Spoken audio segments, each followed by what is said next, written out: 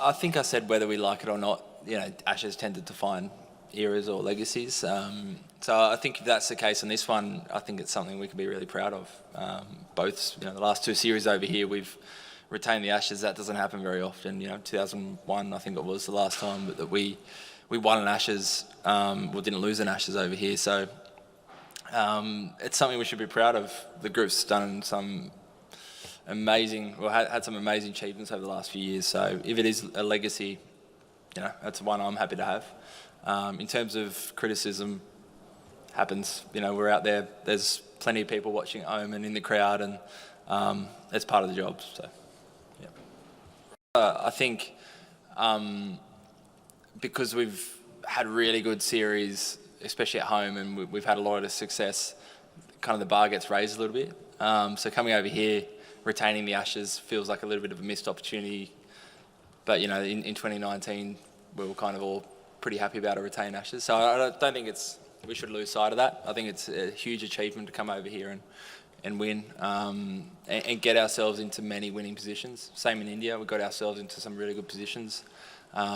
So yeah, again, just missed what we're hoping to come over here to achieve, but winning the World Test Championship, retaining the Ashes is pretty successful tour.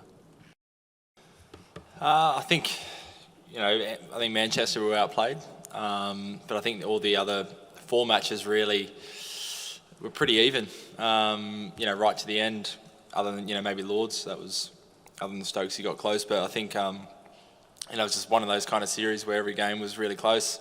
We got on the right end of it the first two games, and then unfortunately, couldn't quite get over the line in the last few. So disappointing, but as you said, overall a really good tour. There's been a lot of 6:30 wake-ups at day 4 and day 5, when my alarm's been set for 8:15.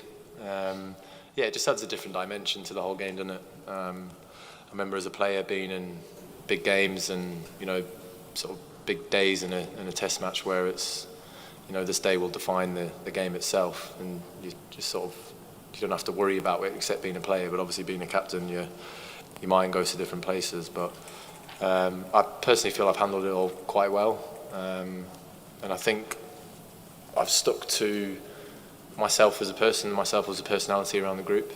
I'm obviously a very optimistic person and try to keep the dressing room as optimistic as I possibly can. And that comes from experience, playing a lot of Test cricket and being involved in a lot of situations like that as a player and not as a captain. I think that actually helped me in some of the big moments within these last 3 games. I'm pretty proud in terms of the way I've handled the sort of pressure situations in some of these games. Dan Brennan, last one, please. I think just the series as a whole, as I said outside to others, I think 2-2 generally is a fair reflection of two very, very good teams going at it over a 5-match series. Obviously Australia being World Test champions and leading into this Ashes series, the cricket that I think's been on show has been of the highest quality. Being 2-0 down, obviously a very hard task to come back for, and to be sat here saying that we've managed to level the series, knowing that we obviously had to win the last 3 games. Game at Manchester obviously was affected by rain, but that is what it is. But coming here and playing in the way in which we did, I couldn't be any more proud of the team in what they did. We continued everything in the style of play in which we've done over the last 14 to 15 months. It's basically been everything that I think I could have asked for, minus getting the earn back. How will you remember Stuart Broad as a Test cricketer? How much will you and the team now miss him, do you think? Well, for me, Stuart's more than just a person I walk out onto the field with. I played a lot of cricket with him. There's only a handful of Test matches where he's not played in, which I've done. When he announced his retirement, and I told my wife that this was going to be his last game, she was like, Broadie is the one who messaged me saying that Ben's got home safe after after a good night out after we've won a Test match. So she doesn't have that anymore. So it's going to be someone else, probably Ruti. But yeah, look, Broadie's been a massive advocate for fast bowlers in terms of his longevity, what he's achieved, the amount of wickets he's done. I think he's an inspiration to many people who want to make a career out of cricket and being a fast bowler.